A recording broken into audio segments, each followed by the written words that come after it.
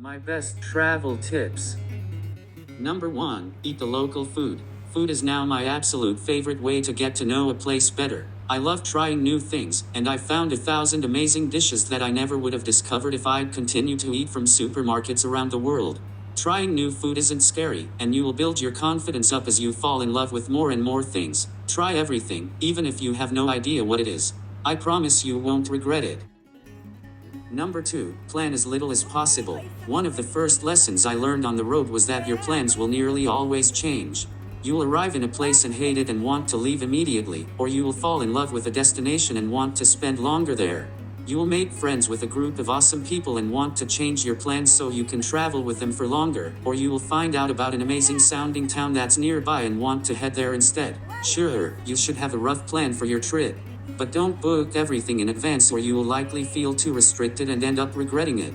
Book a one-way ticket and your first few nights of accommodation, you will figure the rest out along the way. It's not as intimidating as it sounds.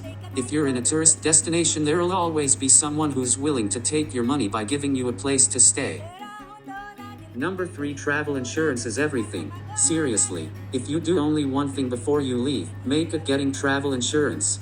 I've heard far too many horror stories of travelers injuring themselves in remote places and ending up in hundreds of thousands of dollars worth of debt. Don't think that it won't happen to you, because you know those travelers thought that, too. I've used World Nomads for my travel insurance provider for 6 years and recommend them to everyone I know. They were fantastic to deal with when making a claim. Number 4, carry around spare passport photos. People laughed at me when I said that I was carrying around a dozen spare passport photos. But they've been incredibly useful and saved me a ton of time and hassle. Who wants to wander the streets of some rural town in Cambodia searching for someone who can take your photo? Friends of mine had to do this. I've used them to apply for visas around the world, to get a new passport when mine expired while I was on the other side of the planet. And I even needed one to buy a local SIM card in Nepal. Having spares in my backpack meant that I didn't have to waste a day researching and then wandering around a city to try to find someone who could take a passport-sized photo of me. Tip number 5, keep everything important in your day pack.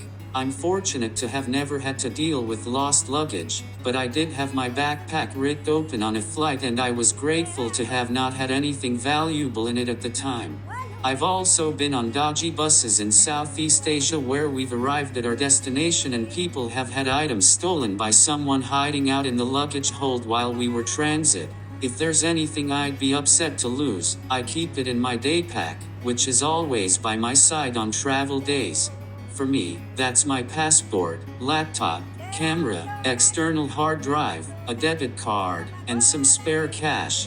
As long as I have all of these, I can survive indefinitely.